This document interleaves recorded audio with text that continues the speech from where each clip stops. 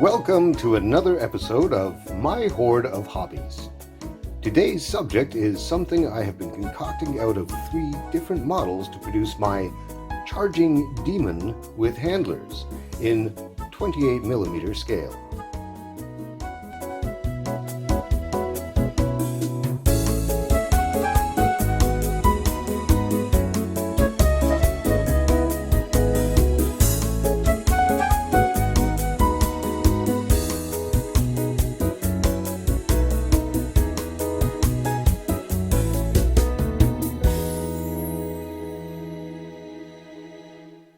So, I'm going to do my best to lead you, the viewer, through my process and the sources for creating this presentation. To begin with, the main body of the figure and the base it stands on are a Hudson Pewter fantasy figure. Hudson started out in the mid-60s and was registered as a trademark from 1971 until 2000, and was built in Hudson, Massachusetts, hence the name. They made fantasy and Disney-themed pewter figures. Sadly, I have not been able to find the company still operating, nor have I been able to find any catalogs or other reference materials to directly name and ID this particular figure. It had a small head with an underbite with pointy teeth, fin flaps for ears, and gems for eyes, if I remember correctly. I cannot seem to find any photos of the figure before the head was removed, and, as I said, I have not been able to find a catalog either. The bottom of the base has Hudson Fine Pewter USA and R458, which I assume is the catalog number, stamped into it. On the top of the base there is also 88 and Liberty, which indicate the year it was first produced, and a sculptor, I believe, named Dennis Liberty. I think this was part of Hudson's Crystals of Zorn series. When I saw this figure on eBay in the early 2000s, I immediately loved the action its pose suggested and could see how a couple of changes could produce something quite special.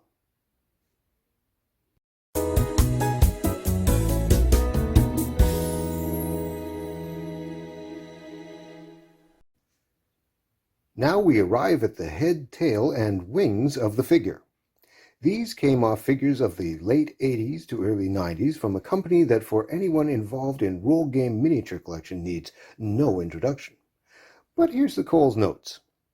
Citadel Miniatures is an English company that is still operating today, also referred to as Games Workshop, and often simply by their most famous game product line, Warhammer, and was founded in the 1970s by Brian Ansell along with some others after he left Asgard Miniatures. One of the sculptors for Asgard was Nick Bibby, and he too would bring his skills to Citadel eventually, and he sculpted the head, tail, and wings I am using for this figure. Mr. Bibby created some of the most iconic Old Hammer figures there are, from his Asgard Half Troll Chieftain, to his Citadel C34 Chaos Demon, to the collector's holy grail for some time, the Great Spined Dragon, all of which I have somewhere in my collection. His penchant for capturing wit, whimsy, snarl, and just plain character make many of his creations stand out.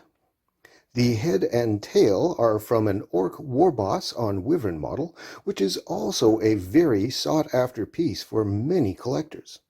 The wings came from a horned dragon, and with these details added, the figure had almost attained what I was after.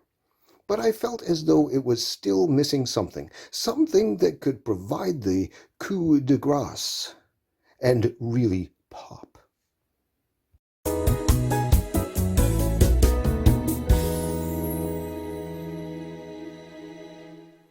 Well, that final piece would actually strike me while I was scouring eBay for something else entirely, and this package of miniatures pops up into my feed, and there it was.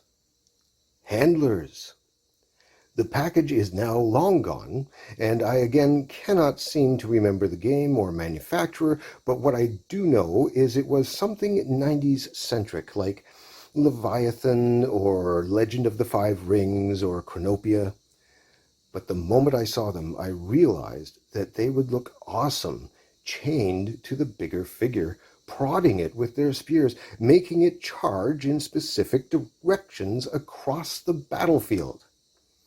I can use bent metal rods to support the flying figures and cover the rods with a small length of chain. Now I think this has the gravitas I was looking for. This now has the desired potential. I will likely shape a few scales along the seams with putty to make the new parts blend in better. And I am thinking of using a small metal ring embedded in a belt made from green putty on the larger figure to mount the smaller figure's chains to. And yes, it probably doesn't make necessarily all that much logical sense, but it'll look cool. And isn't that the goal? That concludes this episode of My Horde of Hobbies. I hope it has been entertaining and informative. If you have enjoyed the content and want to see more, please give a like or subscribe, or you can send me a coffee through the donation link in my channel page, and have yourself a wonderful day.